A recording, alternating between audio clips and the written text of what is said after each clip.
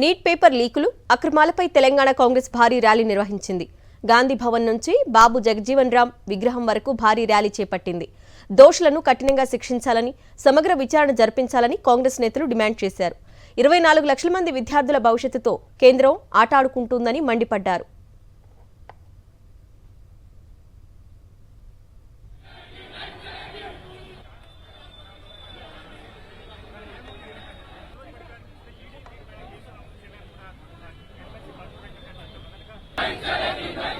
Neat పరీక్షను తక్షణమే రద్దు చేసి సిట్టింగ్ జడ్జితో విచారణ జరిపించాలని డిమాండ్ చేశారు ఎమ్మెల్సీ బల్మూరి వెంకట్.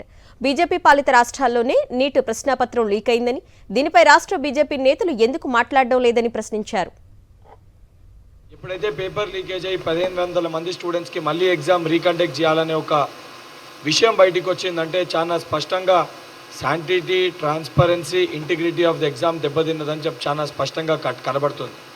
ఏదైతే నీట్ పరీక్షని తక్షణమే రద్దు చేయాలి, మళ్ళీ పరీక్షని నిర్వహించాలి, దానితో పాటు సుప్రీంకోర్టు సిట్టింగ్ జడ్జితో విచారణ జరిపించాలి, దానితో పాటు నేషనల్ టెస్టింగ్ ఏదైతే ఏజెన్సీ ఉందో ఎన్టీఏని తక్షణమే రద్దు చేయాలి. నీట్ పరీక్ష రద్దు చేసే వరకు కాంగ్రెస్ పోరాటం ఆగదన్నారు ఎమ్మెల్సీ మహేష్ కుమార్ గౌడ్. నీట్ రద్దు చేయాలని ప్రధాని మోదీకి సీఎం రేవంత్ రెడ్డి లేఖ రాయనున్నట్టు చెప్పారు. 24 లక్షల మంది విద్యార్థుల జీవితాలతో కేంద్రం ఆటాడుకుంటుందని విమర్శించారు.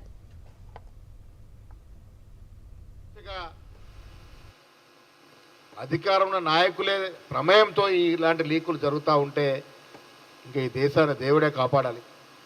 కాబట్టి పరిపూర్ణ బాధ్యత మోడీ వహించాలి. సుప్రీంకోర్టు సిట్టింగ్ జడ్జితో విచారణ జరిపించాలి. జరిగిన పరీక్ష రద్దు చేయాలి.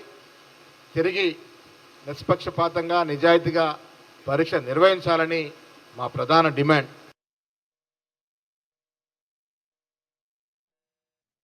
నీట్పై పార్లమెంట్లోనూ ఆందోళన చేస్తామన్నారు ఎంపీ చామల కిరణ్ కుమార్ రెడ్డి. నీట్ పరీక్షను రద్దు చేసి సీబీఐతో విచారణ జరిపించాలని డిమాండ్ చేశారు. పేపర్ లీక్ వెనుకున్న అసలు సూత్రధారులను కఠినంగా శిక్షించాలన్నారు. ప్రధాని సస్పెండ్ చేస్తలేదు బీజేపీ ప్రభుత్వం. ఇదే విధంగానే నెట్ కూడా ఇదే అవకతవకలు జరిగి ఇదే విధంగా లీకేజీలు జరిగితే వెంటనే దాన్ని క్యాన్సిల్ చేశారు. నీట్ విషయంలో ఎందుకు జరుగుతలేదు? దీని వెనకాల ఎవరున్నారు? 13 మందిని అరెస్ట్ చేసి పైన చేతులు దులుపుకునే ప్రక్రియలో ఈరోజు బీజేపీ ప్రభుత్వం ఉన్నది. దాని వెనకాల ఉన్న ప్రతి ఒక్కరూ బయటికి రావాల్సిందే.